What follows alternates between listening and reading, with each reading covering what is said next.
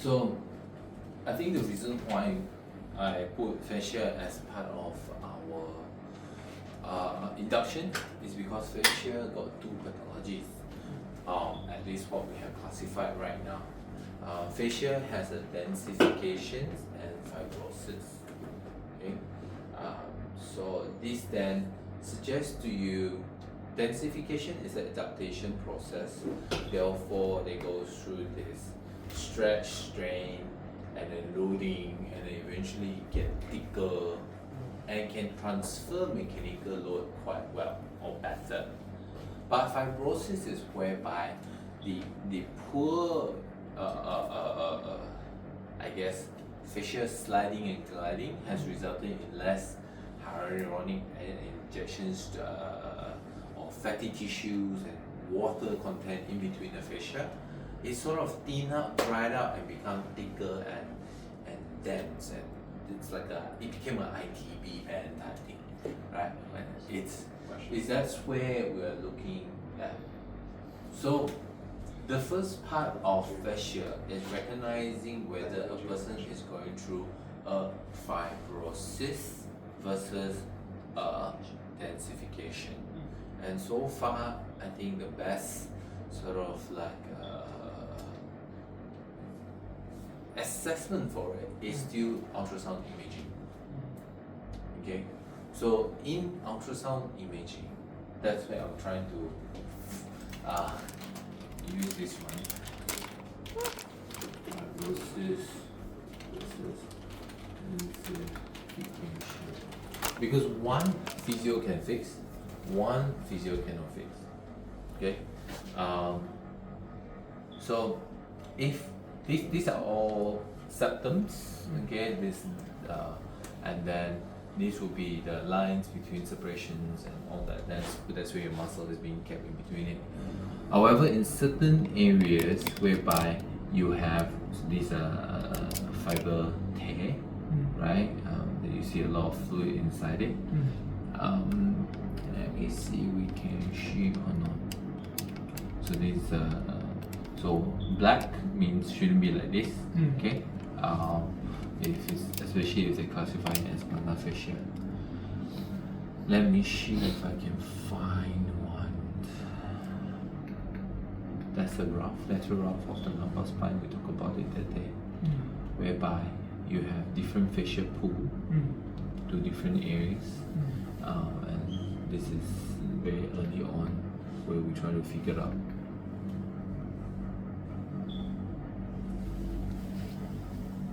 Shit, I really have to use this one. Oh, okay, here, maybe this. Let's do it Facebook. No, I hope not.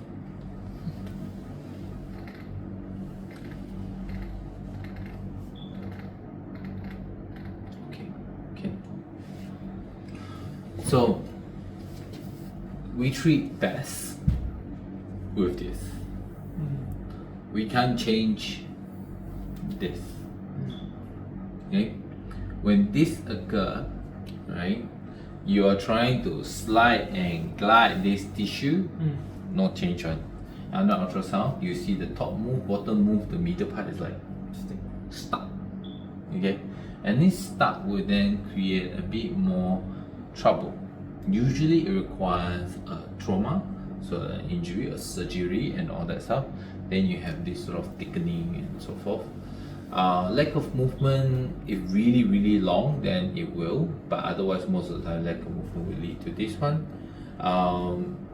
Certain conditions may create poorer tissue loss. So that's where we started working together with Dr. Rajesh. Okay, whereby a lot of tendon adaptation process around the shoulder. So that was when we first sort of worked on it. And literature are improving on it, is on ultrasound. He says I should be able to see superior glandular humeral ligament here. On top of it, on the bottom of it, I have a long head bicep that reads through like this. Over the top, I have tendons insertions over this area here. Okay, and then at the bottom, you have your capsule of the superior capsule of the shoulder. Right, so the whole thing is like jumbled together. We then call this part here called rotator cuff interval. okay, at this interval space. So then we zoom into the interval space. He sees there's a clump of poor fibrins like this. In different planes, it's like, I cannot have a proper plane between the tissue. But as it traces a little bit further up or further along, usually there are some adaptations on the supraspinatus tendons or even the bicep or even the capsule. So then, somewhere in the early 2000s, Japanese starts to take this ultrasound thing. At that point, our ultrasound machine not that good as now, right? They only see a thickened fibers. They suspect that's where the superior glenohumeral ligament is because of the orientation, where they put it and all that. They measure on a lot of frozen shoulder patients and they say, these people got frozen shoulder. No, they may not have frozen shoulder, right? So they all restricted external rotation, right? So then they took this cluster of studies. They take a needle pressure here and needle pressure at the end. You see it tomorrow. Okay, needle pressure at the end because it's a physics, small area versus big area. Small area pressure super high. So then it becomes a cutting force, right? So what you do is you put the needle through to the area, it becomes a knife in the end, but it's water. But water, you cut through things, it creates inflammation. So you put a very low dose of steroid into it, all right, to reduce the inflammation of the area that you cut. So then what do?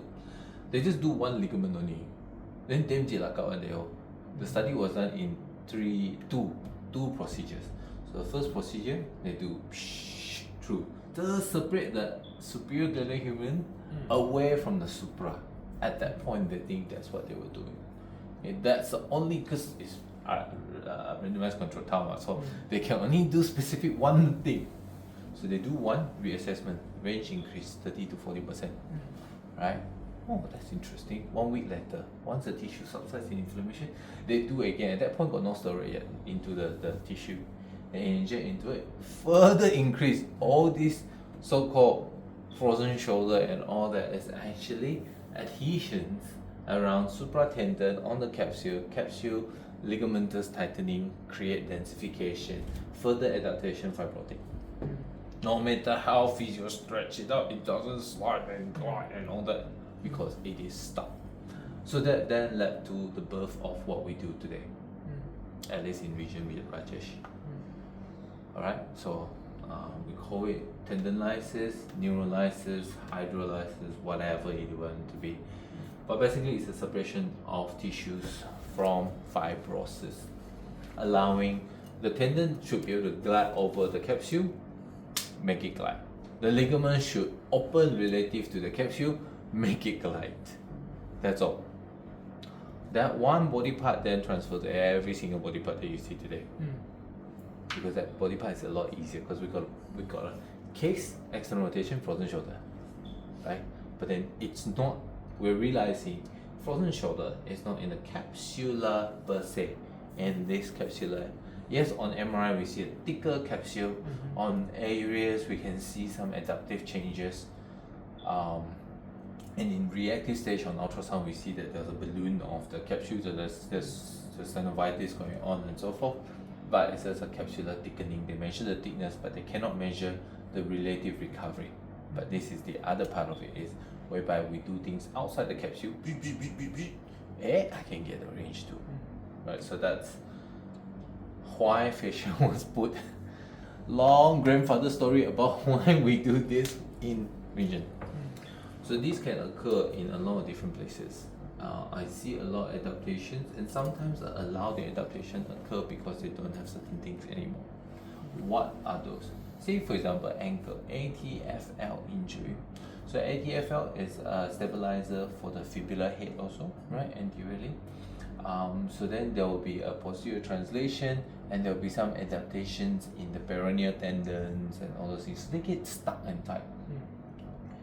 And that usually is because we did not tape it and protect the fibular head migration.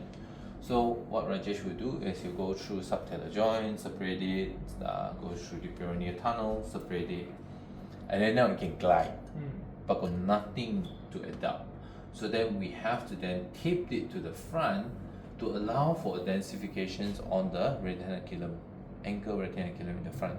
so that when they start using it in that range, so dorsiflexion, those lean against the wall and do the ankle dorsiflexion type exercises and all that, it's just purely to create densifications over the front. But because you're taping the fibular head, that will then allow for the fibular head to stay where it is, but not translating back and lean on the stability of the peroneals or the ligamentous structures at the back. So that's where it developed a lot of fun stuff. Then obviously is my personal experience in terms of fascia.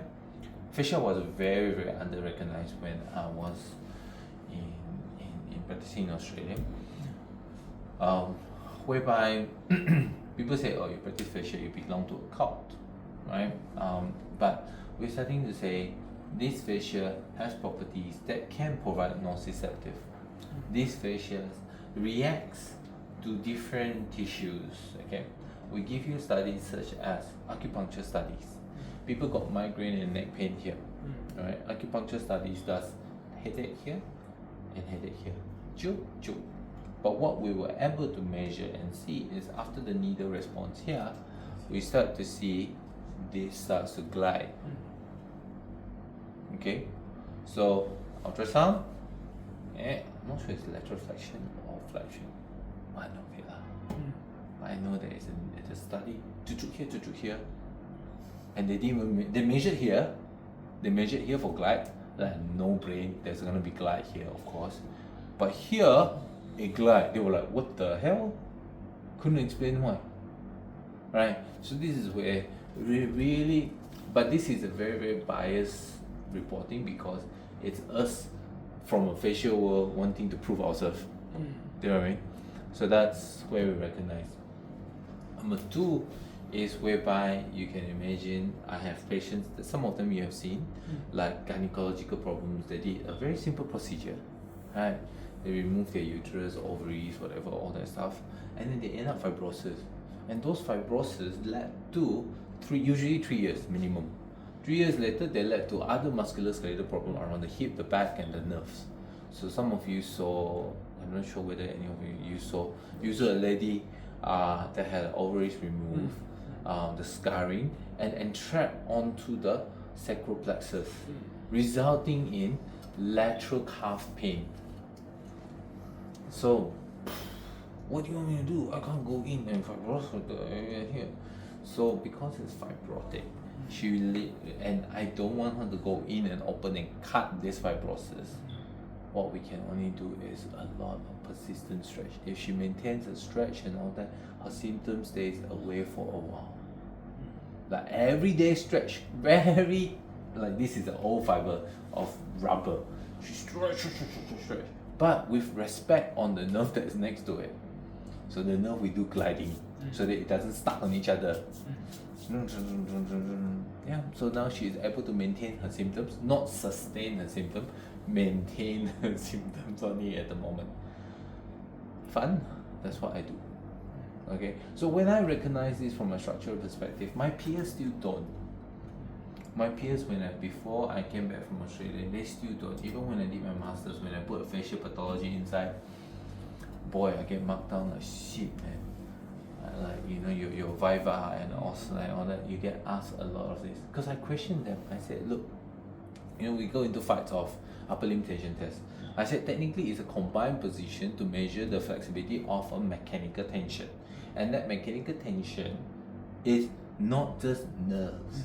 It's a kinetic thing that if we look at it, we can explain it under facial work. They refuse to take it. But we are starting to see why.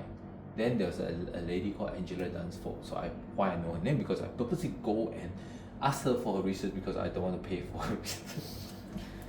That's 40+ euro type thing, So I asked for it. So she did a study of a nerve. A nerve branches. The one that we see, the median nerve that we see, is only 30% of the nerve. 70% are separate into different small fibers into your cutaneous, and these are all pierced through your structures, your connective tissues and all that. And obviously, loosely we coin it as fascia. So in some of the tissue, your upper limb tension test cannot test it out, but they are presenting itself in the area of the referral. You call it referral pain. we are starting to recognize potentially it could be a peripheral cutaneous nerve that is being stuck in between your fascia, which then give birth to not a new procedure now, but we call it a glucose injection, cortical glucose injection on the skin. They use like a diabetic needle. They draw out the area of pain and they put steroids onto the skin area here. So people with radiculopathy, some of them are actually being treated with this. Sports doctors and all that likes to do it. Procedure name. I told you I didn't prepare now. But the good thing about don't prepare is then I don't follow a script, then I will dig into whatever memories I have, and I have a lot, to different structures. So I don't think my team ever heard about this facial lesson before. Yeah, so then they have this, so then it modulates the nerve endings at that level of the cutaneous nerve supply, which consists 70% from the branchia. 70% is all these small ones. The big ones that we measure is the median. So you have to recognize that. And that's why in my fascia, in my upper limb tension, you see me do here, all those different things, because I know what I'm measuring in upper limb tension 1 is only 30% of the median nerve. The rest of the picture out, I'm not actually working on. That's where facial maneuvers from the thing that I shared came in, whereby I pin, stretch the fascia. They are thinking like a cult. They're making the facial name very bad. They're thinking that it stimulates and modulates the emotions and all that. Don't get me wrong. Fascia has receptors. Receptors are then sensitive to a lot of different things. So those receptors are then sensitive to, say, hormones, your cortisol hormones around your body. So by releasing those, it modulates the tissues. Don't make it more mysterious or mythical than it necessarily needs to be. Just keep it structural and anatomical. It's okay. Yeah. So that's my personal experience of it. Clear? Okay. Then Thomas Myers came out with a train. Okay, the Italian group came out with Stefano's group. Came out with that, and there's another group as well. If you look into Chinese literature, you have your Jing Mo also. So they are also traveling down, but they are all actually talking about the same thing. The good thing about it is Thomas Myers put fascias into lines, lines that he observes and so-called proven through cadaveric studies to prove that this is where the mechanical force are being used. Okay, force transmissions are being used this way. You have your Stefano's group, the Italian Stefano's group, whereby they will work on, they feel that there's what we call what do they call CC points, center of control point. So the CC point control to this. I had an app of their photos, and I think I printed them out somewhere there, which we'll figure it out later on. So I have CC points that would say, because the CC point is overcrowded here, the certain vector force is being pulled this way. Therefore, when we do certain action, this line of force is affected. So treatment of it is pin, compress, shear this CC point, and then reassess this, and then restore function. They have their own quite simple type thinking. To me, it's quite simple. Then Anatomy Trends has more complete system whereby they show lines, they show body reading. They're very much into body reading. They look at how certain things should position, certain things should move. I think I'm slightly influenced there also. You can see how, like say you want to look at it from a scoliosis end, you can see, okay, the lateral line is overused here, the spiral line is overused here on this side, and therefore we need to facilitate the opposite spiral line, or we need to facilitate the lateral line so that things improves. So I use Anatomy Trend as a template, but it is not the god. It is not the only kinetic lines, but they have certain principles that are quite nice. Then they came out with a new book which I borrowed to my patient. about different principles of fascia. Fascia needs slide and glide, so you need to be able to move in between each layers. Fascia multi-directional, fascia are mechanical transducer, fascia are, I don't know, there's a lot of 8 principles and I can't remember things like that. And then within this world of yoga and Pilates instructor, a spin-off from anatomy trained people, they start doing a lot of movement that encourages like different movement planes and all those things. So I find it's just not my style of treatment, but if someone is into more facial based therapy, they use it to combine it with their Pilates work and all that, or yoga work. It really is quite nice. It works to teach a person how to contract, and the facial lengthening and contracting and force transference from the like, you know how the wave, like you do this type of wave with your body, right? To them it's a facial connecting each other, all that. So then they introduce this as part of their principles. Is this like gyrotonic thing? No, gyrotonic is just I would say gyrotonic is a tool that has principles of different things that they combine together lah. So but they do focus a lot more from the proximal before they move distal, right? Fascia don't. Fascia, like for example, if you have a small principles of the fascia are so sensitive in its sensory type thing. They want you to be walking on different surface, different cutaneous feedback, and then going into your retinaculum. This is where you see me with the vibration thingy to stimulate the retinaculum of the ankle. Use tape with the thinking of stimulating the retinaculum area. So the retinaculum is not here just to hold the tendon down. We cut it, our tendon will bowstring, yes, but it is also providing a feedback of how much tension they need to grip to this area, so there is a coordination of our flexor tone relative to our extensor tone also. So that's what we are seeing as, right?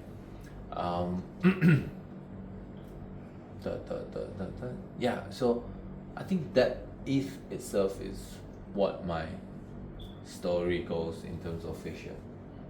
Now what do you want to learn?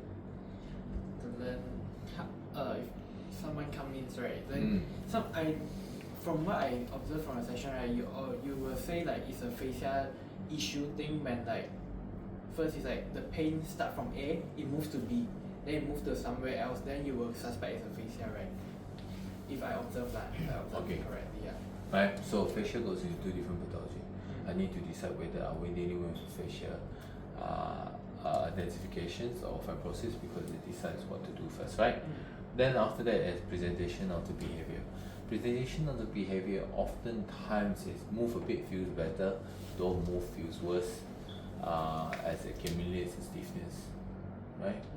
So that's the presentation. So the person had a week long of sitting in meetings and their back feels a little bit tighter and all that, but then if you introduce a bit of walking and moving, it feels better, and then cumulatively it's like you do it, it feels a bit better. 2-3 days later, the sliding and gliding occurs in the lumbar spine already, then it got better. So you cannot explain it based on this pathology, you cannot explain it based on dehydration, you cannot explain it based on muscular basis. You can only explain it based on the sliding and gliding of the facial tissues around the lumbar spine has improved after the chronic densified tissues that's stuck and stagnant around there. Usually day 1 they'll be like, very sore, and then day 2, day 3, I feel better, I get out of it already, I can break this cycle, and then they go back to sitting again, and then the whole principle goes on. So that's how I would see it. I don't necessarily see it, I think you're missing. So layer 1 to 4, layer 4 is my fascia, right? But 4 is a loose diagnosis, because anytime anyone got an injury, there is bound to some facial pathology. Habitual adaptations, postural, sports functions that we do has an adaptation. Is it a good type directions or a bad type direction? That's all I decide. But how do I decide whether good or bad type is then based on the kinetic chain. So then I use a combine how the person is doing a single leg stance. Are they using lateral line to purely stand? Are they able to utilize the deep foot muscle groups to stabilize? Are they getting feedback through adductor magnets into the pelvic core, so the front line? Are they controlling the pronation supination to your spiral line? I wouldn't look at it from a sagittal plane whereby the front line and back line, not so much, right? So it'd be a lateral, spiral, and deep front line in single leg stand. Yeah. So, and then the function, say for example, we look at it from a push up position, right? A push up. So you have your superficial front arm line, right? And then you have your pec, right? You have your not so much your biceps, but more towards your long flexors around here. Or you have your deep front line where you pec minor, biceps, right? And this is where we'll see a pathology at some point. Say for example, the deep front arm line, your pec minor is not functioning well. It pulls into anterior tilt in our, what is it called? Upper cross syndrome, right? In the upper cross syndrome. But then, what if it is the problem then lead to the functional line, the lats and pec cannot work properly? Because in the functional demands of push-up, you needed that. But the deep front arm line is holding in this position. Does it make sense? And the deep front arm line is holding in this position because the deep back arm line is not working well. Your calves, your rhomboids, based on the pictures there. Right? So it then is a more of a how is a person's kinetic change from the deep front versus balancing on the deep back, how it affects to the function of push up. Because if deep front is over optimized, you get wrist pain, right? Because the palm long flexors runs through the deep front arm line that you see over there, and then and there's the superficial front where you get all this, but then it is not optimized against your posterior chain and all that. So this is where it comes in. Yeah. So that's why I left this part to tier 2. The observing the movements and all that, because you need to first recognize structure. Is it a facial pathology? Because facial means will be how I jump to Swimmers. Swimmer had this, okay? That there's this clavicle, there's all this stuff. But she's a cancer sufferer, right? And she had a tube put in. That's your trauma. That's your fibrosis. Fibrosis sent to Rajesh, open up this area already. Right? So the fibrosis has removed, and it's not that Rajesh gonna know, I'm gonna cut it this way versus this way. All he sees is a cluster of clump, and he just go, when I move the arm here, it doesn't move. Yep, this fiber looks thickened.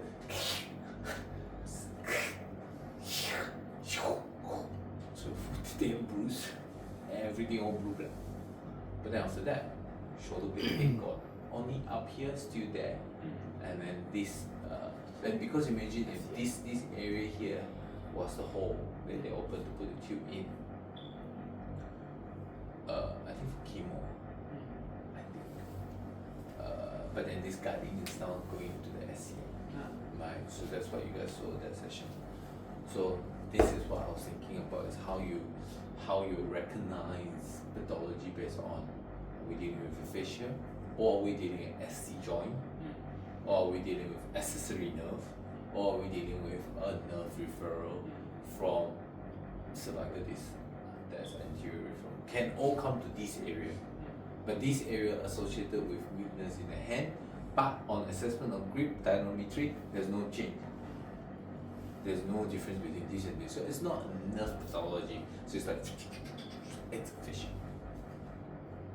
So fascia is like the last thing. Oh. I cannot put fascia as the last thing, But but I put it in the 4 for a reason. Because if you treat a bone problem like a facial problem, you're in deep shit. So I put it like all the way to the very end. But I would argue also, I also put nerve at the very end at fascia layer 4. Even though nerve by structure is very sensitive to nociceptive, but nerve is also very prone to to sort of like compartmental entrapment. So like double crush, triple crush along the nerve pathway. But yeah, you know, when I was thinking of Ben's problem just now, I know he missed leg one. The bones. The bones, because there was a contusion.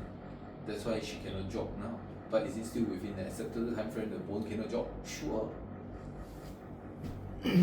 That's why I keep hunting this out in the body chart, keep asking.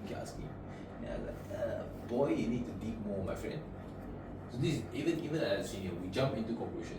I tell you, I know what he wants to say. Ligaments. But ligaments was not stretched in that point frame.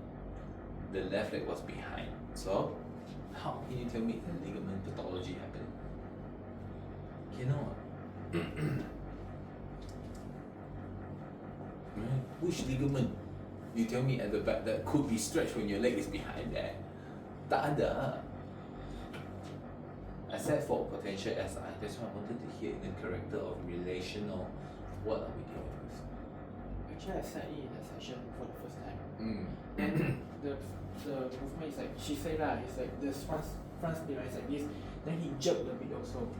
Just even better.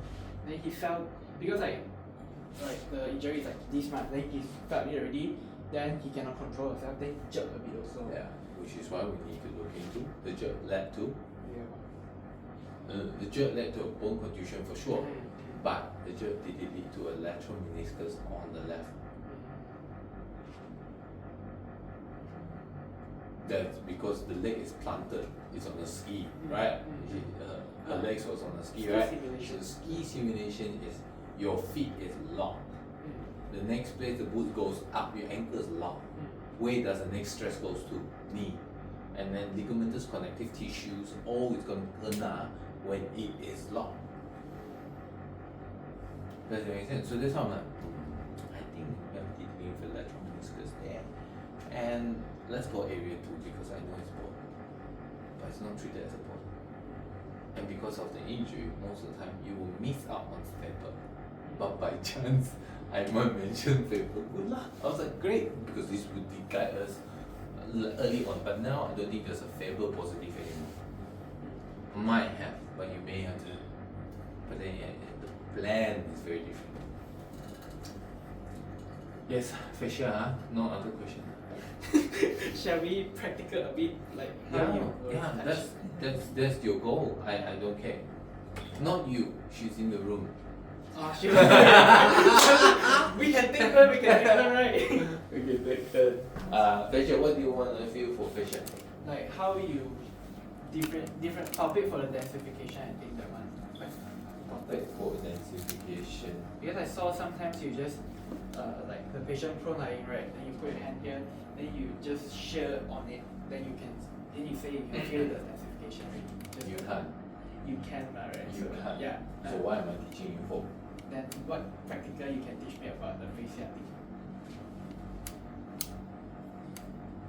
I think through movements, you cannot feel through those quiet. So, like, you can be the patient because I want her to palpate. Sitting. Okay.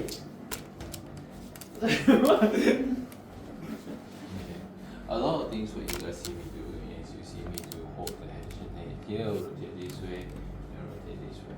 So what do I expect in this particular area? I expect when he rotates to this point, at this point I should start feeling C7 starts moving, subsequently the next segment should move lah, okay? Sometimes I put my fingers here, sometimes not, depending on how I want to feel.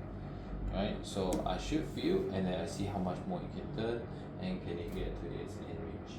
Yeah, and then we go this way and then at this point you see he's got lesser range before this starts moving.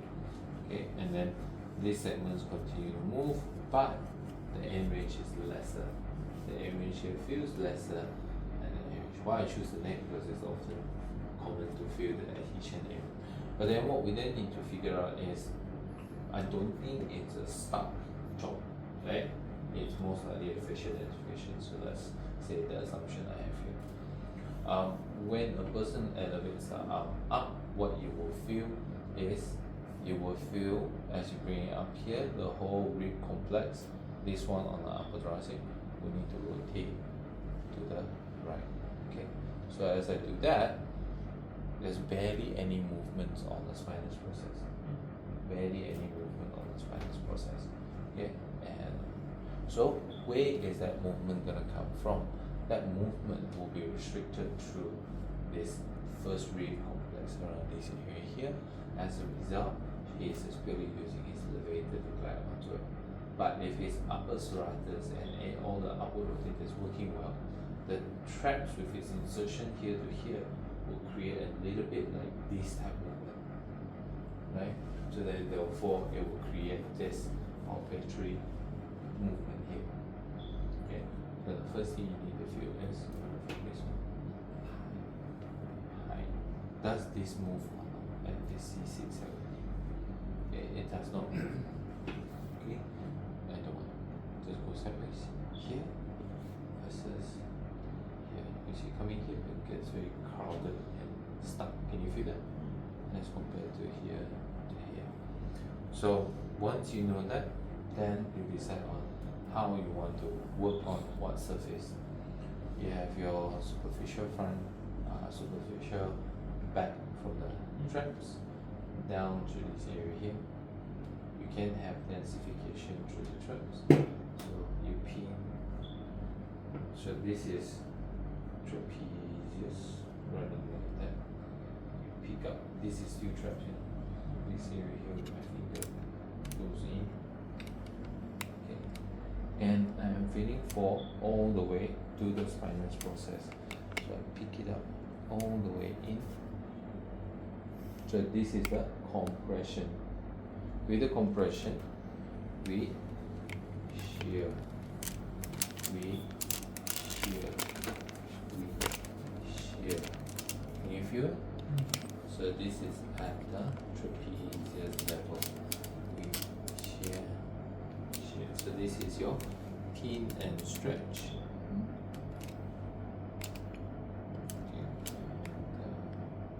You notice I don't really care what, I just feel the tension under this finger. Where does it get the tightest? Right? I go by this finger, then I stretch into it, then you find that I go into way different position. Alright.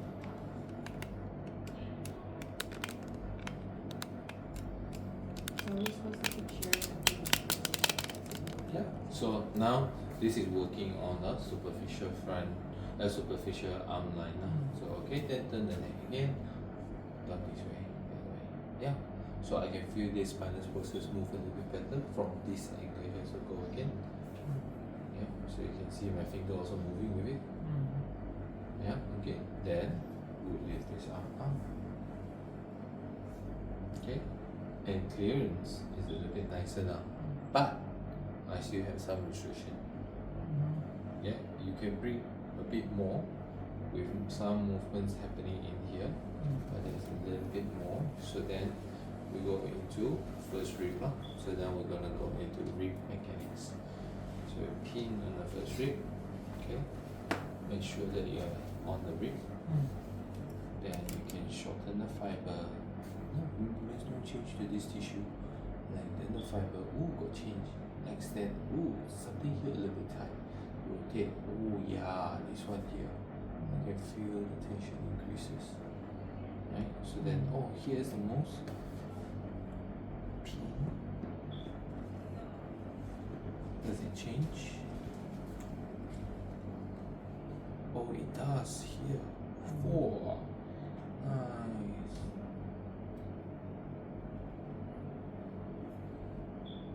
Okay. And then 4. And yeah. And there will, when you see me do this, there will be no real direction I can guide you because it's based on this on here. Okay? Real time. So now bring the neck turn to the left again. Yeah, good. And then lift your left arm up. Yeah.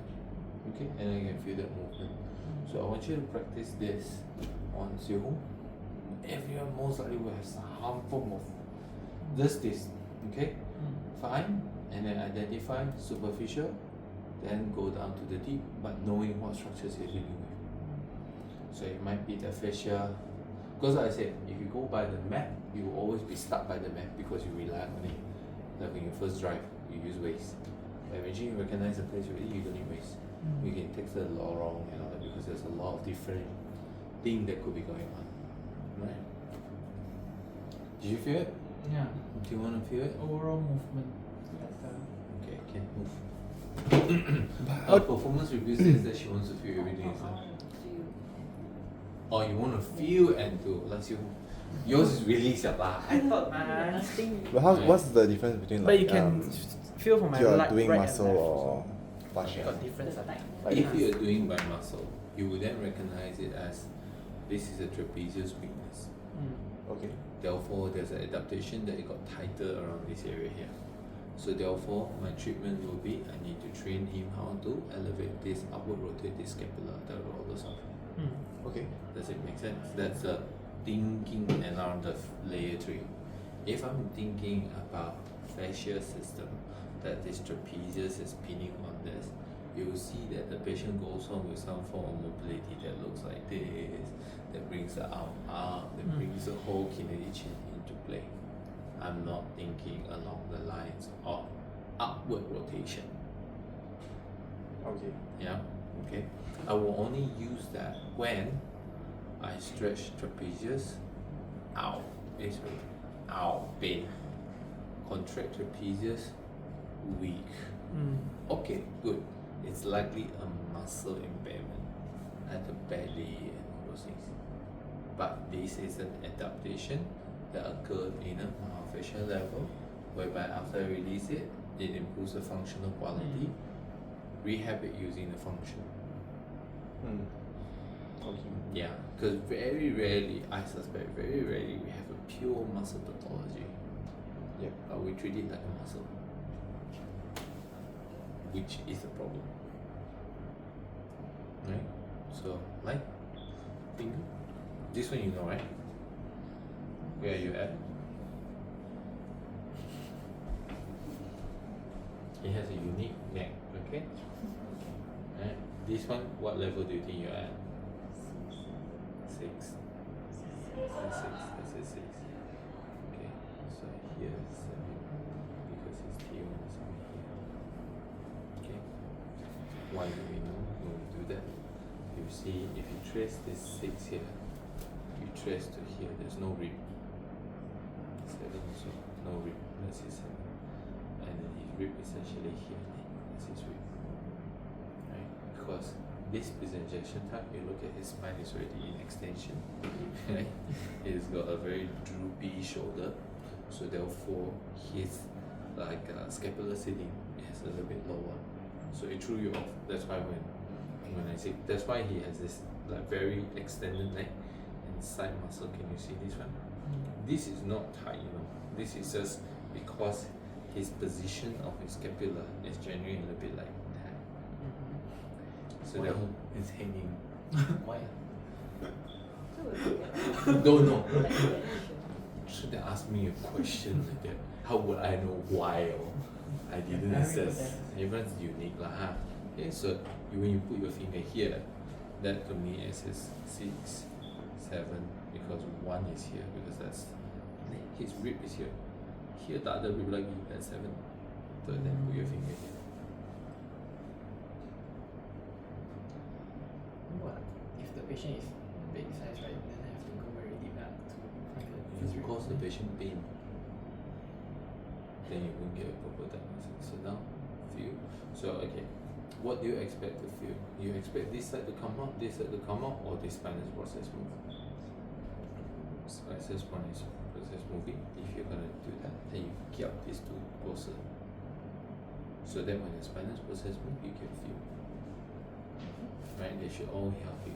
Okay? Then turn the neck. Turn the neck. Okay? And then turn. Okay? Yeah, so what do you feel? Feeling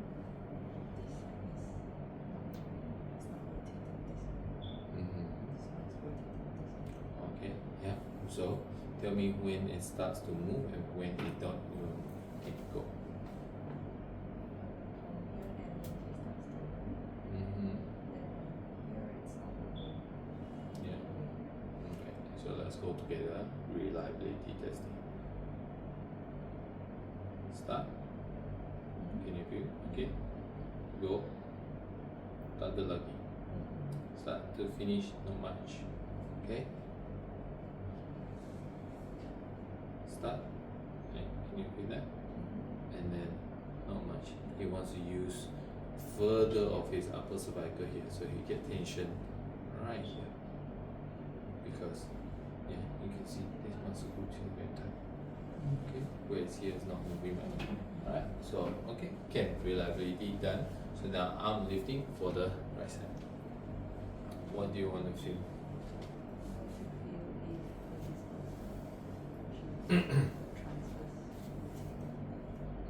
Okay, can. So then put the hand in the same position, now finger over wider. So you want to feel that. Okay, then you lift the arm up. Okay, he doesn't. He uses a shrug technique from there. Yeah, lower down. Try the other side. That could just be him. A bit, but yeah, not much movement. That could just be him. Okay. Now, you stay in the front. See from the front.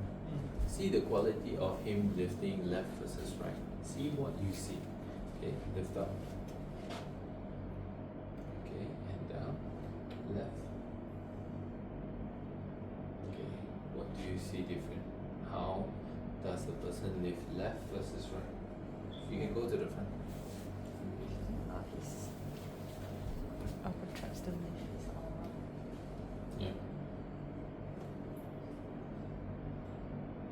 You get very tiring soon, but tiring is not bad. Yeah. When lifting here, around here, the GH stop moving to the upper trap that is bringing upwards. Yeah. So there's more as it brings down here Upper to trap. clear the full range. Okay. And this. Mm. Okay. Now this one. This one is more coordinated but less upper trap also. Yeah. Okay. Not bad. What else? The rib movement as well. Correct. So how does he move? This one is like come here a bit, but then this one is like doesn't move much. Okay. So this person has. Can you feel your rib shifting? Go again. This don't have shifting. Yeah. This one you go. And you're using this area of your paraspinal and the ribs to there. This is what you do to finish the range. Versus this side, nothing needs to change. Yeah. Yep. Okay. Then this falls under the Kennedy chain. If you want to match whatever mat that you have on there on this, that's fine. But yep. Okay. So In normal physiology, right, should the rib shift as well? In normal rib shouldn't shift. shouldn't shift, right? So Rib it's shouldn't shift. this part got a problem because shifting on that hand. Okay, if I'm teaching you to be a physio that makes a lot of money, then I'll teach you that this one needs to treat, this one needs to treat, and all those things. But I feel that if a person is okay the whole life and coping and with his functional exercises, it's not triggering it, Don't have to. ignore or acknowledge. But if I'm dealing with an athlete that wants me to optimize things, Performance. itu different. Itu I gao work here, gao work the stabilization here, gao work the control of this shoulder, you know. But I will acknowledge that during that process he will get adaptations like this neck tightness here, as compared to this one. Can you feel the difference? Yes. You use it to rotate and all that a lot. Very tight. Very tight. Okay? So now let's just we have a boring one because now we cannot decide, cannot do the thing that I did on him on Zero. So let's just go with maybe we're gonna deal with a fascia here. Alright? So let's just say on rotation is using a lot of superficial front muscle here, right? Let's just force it to happen.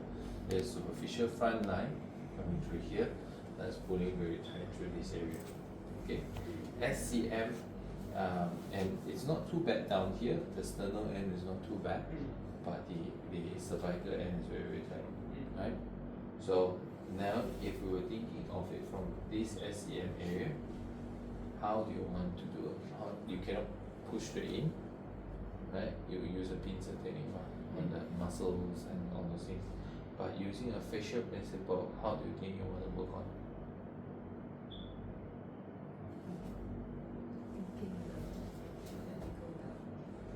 You pin the clavicle down, you're still thinking from muscle end. So how does the fascia work? Pull it back. Uh, Pull it back. Pull it back, so you're thinking superficial front line is coming from the front here. Okay, so we then put his hand here, pull his head back, tucking the chin in. Okay, then we stretch the tissue, and then we stretch the tissue. Then we go pin, shear from sternal and all the way in the fascia. Now if I were to say this one has got to do with the lateral line, so SCM, scalenes, intercostals. We then go sideways. We then left this rib here. We lengthen out sideways and breathe into this area. Breathe out, lengthen. Breathe in, lengthen. Yeah, does it make sense? So this is the difference thinking between a muscle level or onto a fascia level. And sometimes you need a contraction on the ribs area, sometimes you need a contraction on the clavicle area, so that the fascia tension can just be more in this area rather than in this area. Okay, so now reach up again. Yeah, just let's go all the way straight up. Sorry, I go check on the patient a bit first. You will see now is he will use less this technique. Okay, yeah. Can you feel you're using less shrugging from here? Do you know why? This has opened up. Because this is not opening up, the rib cage is not expanding here, then you're having to up. And to finish, complete that range, this SCM also gets tense. So you lower down, now rotate to the right. Yeah, you see the range increases as well. Right? So this is the fun part of the fascia. Always creating this magical wow in terms of what the hell? One patient I trace the lateral line, right? All the way to the foot. So then the patient has to do something like this, nothing much in the neck, and then breathe, and then neck turn. What the fuck did you do? Like that long. Okay? Don't okay, look, it is fun, but don't get hung up on this. At least in region. Region, you still need to know what is the pain, what's causing it. If you really find it is the fascia, then this is where you take, oh, I know of spiral line, I know of lateral line, I know of these lines. Then you start to play. This component of fascia is later. Just make sure you know. Densification, fibrosis. Fibrosis we cannot treat. It just will not change. ITB will not change in thickness. Okay? Fine, you felt the range change.